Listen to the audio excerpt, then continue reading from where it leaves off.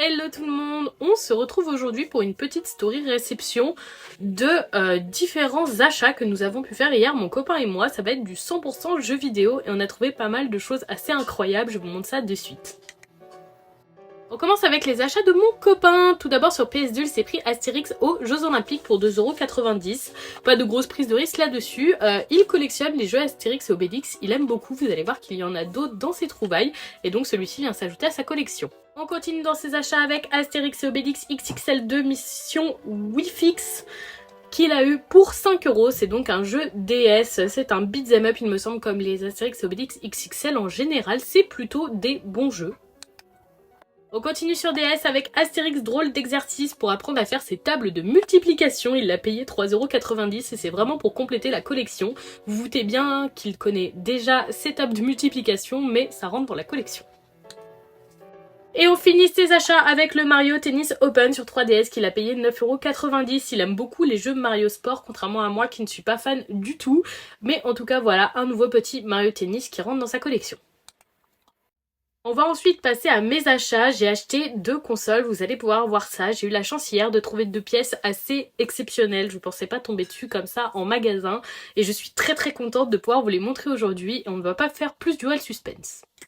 La première console que j'ai la chance de trouver, c'est Nintendo DS Lite édition Pokémon Diamant et Perle que j'ai payé 380 €. Cette console est sortie en 2006 uniquement dans les Pokémon Center japonais. Il est très dur pour nous de trouver la main et de trouver surtout la main sur une vraie. Voilà le design, c'est le design qui a été repris, que vous avez peut-être vu dans la Nintendo Switch Lite Diamant et Perle qui est sortie à l'occasion des remakes. Il y a beaucoup de faux de cette console, c'est d'ailleurs une console que j'avais malheureusement acheté une fausse. Et voilà à quoi ressemble la vraie. Dialga et Palkia sont totalement pailletés. La couleur ici, vous le verrez peut-être pas très bien, mais est plus proche du gris anthracite que du noir. Ce sera la même chose d'ailleurs pour l'intérieur de la console. Elle est vraiment magnifique. Je suis trop contente d'avoir pu mettre la main dessus en boîte et dans un aussi bel état. C'est vraiment une très belle pièce qui vient rentrer dans ma collection de consoles collector et je suis trop contente. Et la seconde console que j'ai eu la grande chance de trouver, c'est cette DS Lite édition Giratina, donc Pokémon Daisuki. Elle est sortie pour la sortie de Platine. Cette console est sortie exclusivement au Pokémon Center japonais en 2008. La boîte est incroyable. Vraiment, je la trouve super jolie. À l'intérieur de la boîte, on retrouve les différents manuels, etc. Et une autre boîte décorée à l'apparence de Giratina dans son autre forme. Vraiment super jolie. Je l'ai payée 280 €. Elle est pas si chère parce que la console n'est pas en parfait état. Vous verrez qu'ici, elle est cassée. Mais franchement, le reste est nickel et au moins je suis assurée d'avoir une vraie parce que les DS Lite, le nombre de faux est assez énorme.